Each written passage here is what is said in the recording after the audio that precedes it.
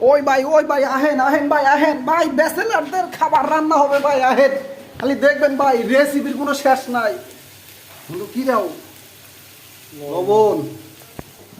আজকে আমাদের ব্যাচেলারদের রান্না, সবাইকে দাওয়াত রইল, সবাই চলে আসবেন। আমাদের শেফ রান্না করতেছে, আজকে ঘরোয়া পদ্ধতিতে রান্না হবে।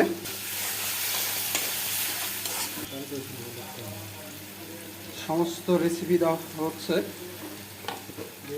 সরি, মশলা রেসিপি না, মাঝে মধ্যে একটু মিস্টেক হয়। হ্যাঁ, মরিচ গুঁড়া খুব খুব খুব টেস্ট বাড়াই, অতিরিক্ত ঝাল বাড়াই। বাহ, কি সুন্দর পেস্ট হয়ে গেছে, খুব টেস্টি। কালার খুব সুন্দর, কালার চলে আসছে। বাহ, মনে হচ্ছে যেন এখনই চাটনি বানায় খেয়ে ফেলি। এইমাত্র একটু পানি দেওয়া হইল, সুন্দর রান্না হবে। আপনাদের আরেকটা দেখাই, সেটা হলো, আমরা তো বাংলাদেশের জাতীয় ফল খেয়ে থাকি, সেটা হলো বিচি, কাঁঠাল বিচি। এটা কিন্তু রানলেও খুব মজা লাগে, এরপরে আপনার ভর্তা করলেও মজা লাগে। আপনি যেভাবে খাবেন সেভাবেই অনেক টেস্ট।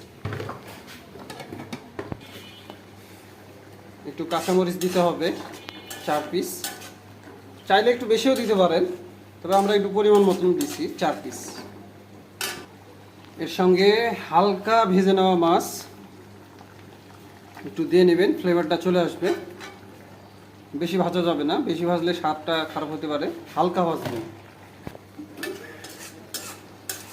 কি সুন্দর একটা কালার চলে আসছে, মনে হচ্ছে যেন এখনই গরম ভাতে ঘি নিয়ে বসে যাই খেতে।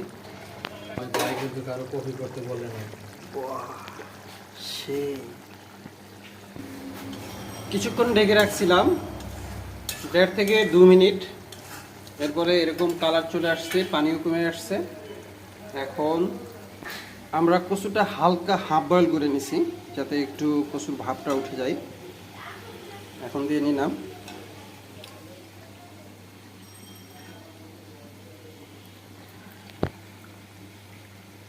খুব প্রাচীন একটা খাবার, খুব স্বাদের। হালকা নাড়াচাড়া দিয়ে একটু চতুর্দিকে মিশিয়ে নিতে হবে, যাতে ঝোলটা পুরো কচুর ভিতর মেখে যায়। মেখে যাওয়ার মতো অবস্থায় রাখতে হবে, হালকা করে নাড়াচাড়া দিয়েই রাখতে হবে। হালকা একটু আমরা ঝোল দিয়ে নিছি, এটা একটু কষানির জন্য রেখে দিব 5 মিনিট অথবা 5-7 মিনিট ঘড়ি ধরে রাখবো। কষানি হয়ে গেলে, ঝোলটা গাঢ় হয়ে গেলে